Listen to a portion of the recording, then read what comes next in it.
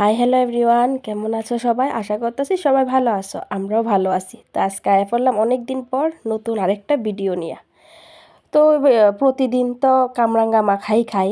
প্রতিদিন না, মানে যখনই কামরাঙ্গা আনে কামরাঙ্গা মাখাটাই খাই, যেহেতু বাড়ির মধ্যে কামরাঙ্গা গাছ আছে। তো আমরা প্রায় প্রত্যেক দিনই এখন মানে কামরাঙ্গা মাখা বা এমনিতে কামরাঙ্গা খাওয়া হয়। তো আজকে ভাবতাছি যে না, আর কামরাঙ্গা মাখা খাইতাম না, আজকে নতুন আরেকটাভাবে খামু আর কি।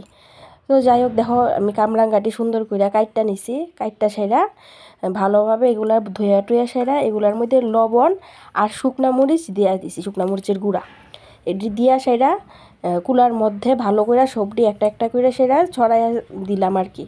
তো এগুলা রোদ্রের মধ্যে দিমু যখন শুকাইব না, এগুলা খাইতে খুব টেস্ট লাগে।